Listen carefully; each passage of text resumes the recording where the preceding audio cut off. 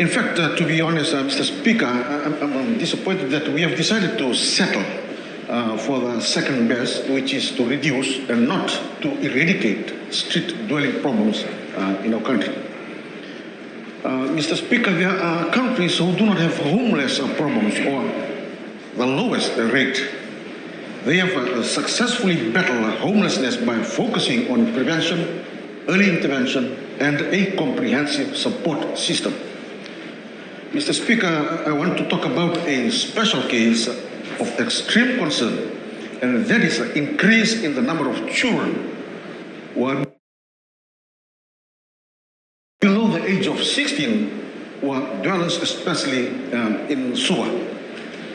I always want to believe that with the kind of family values and the network, the religion and the Vanua system in our community on which it is founded on, no one should be homeless in this country. I do not think that we have reached a crisis point, so I believe that we better work or deal with this problem, and we still can do that. The figures released in 2018 and 2019 report says that 37 minors roam or lived in towns but have been returned home. A survey conducted by a prominent media agency in 2022 says close to 20 children, the youngest is 9, live and sleep under Stinson Parade Bridge every night, and they do not want to return home. However, in June this year, it was confirmed by police through a media report that was more than 30 adults and children live on our streets, namely Suva. Mr. Speaker, but from Talanoa, with the children themselves, we found out that there are more than 20 children alone that are homeless in Suva.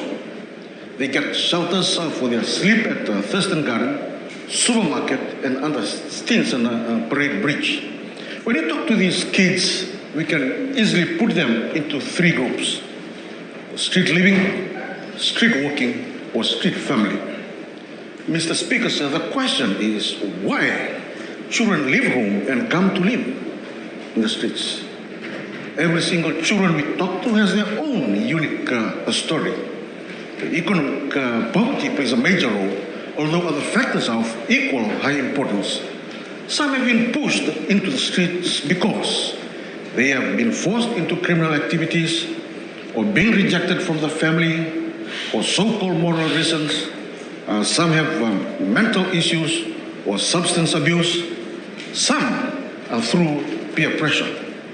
So the big question, how can we help these children to make them feel like going back home or to move away from the street life?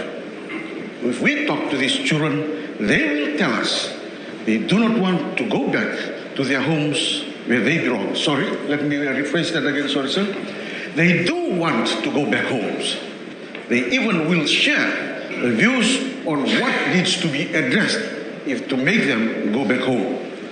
The assistance like provide them with food, clothing, shelter, education, health, care, love, protection, and basic rights.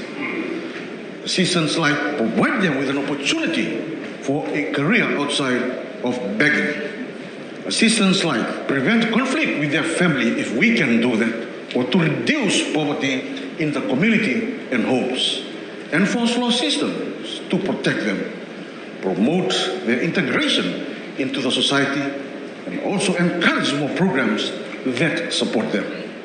Mr. Speaker, sir, while the ministry and the NGOs and other institutions and agencies are trying to take children away from the streets, we all need to ask the question, how through parenting can Fiji control children coming down to streets? Tackle the problem at home. For a child to decide to come down to the street, it does not happen overnight. So why wait for the problem to happen? Why cannot education and awareness on this streetism be taken down to parents through agencies and some kind of preventative measures? We need to create detection and early intervention measures. We need a support system that involves everyone, including government, communities, religion organizations, the Vanua, the NGOs, and the people. everyone to work together to save our generation.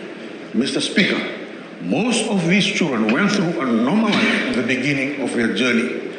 Something not normal happened along the way, which drove them to the streets. I'm sure if that not normal is addressed, most of the children will willingly go back home.